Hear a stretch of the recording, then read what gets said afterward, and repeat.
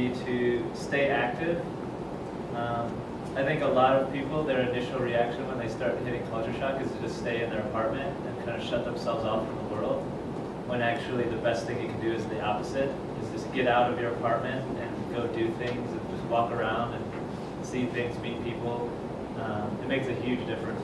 Something that's really good to do, which is kind of what Nick is talking about, is when you get to your town, make a list of all the things that you want to see or the interesting, places that are around you. Because kind of the longer you stay there, the more normal it seems, and you kind of forget about those places. But then there were days where I was feeling kind of down, or like, I don't really know what I'm doing here, and I would pull out that list and be like, oh yeah, there's that onsen that's like 20 miles down the road, and I wanted to check that out when I first got here, and this is the day I wanted to do that.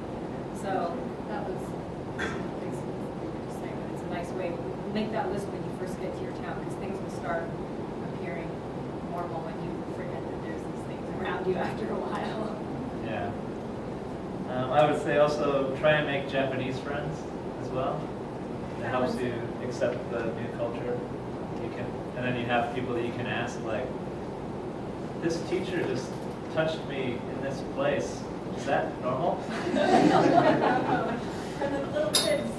Yeah. Is that normal? Yeah. The little kids at my school are trying to poke me in the butt. Why do they do that? Oh, that's a concho. It's very funny.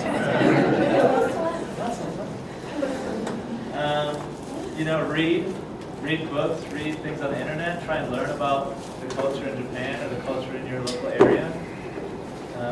Get out and exercise.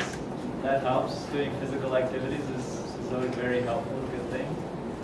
Get involved in your community and the activities that they're doing, like they talked about earlier. Study Japanese, that's a huge one.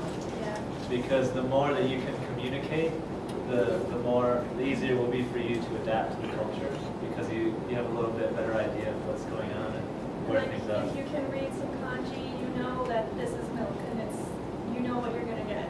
So yeah. And then the last one, I would say the most important, is to just be patient, because every situation is different.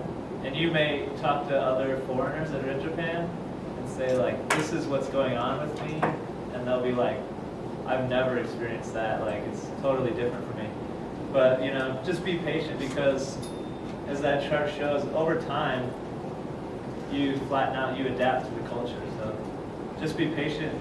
Remember, just keep in mind that in time you will get used to your new culture, and you will figure out how to operate. I want you also to be aware too that one of the great things about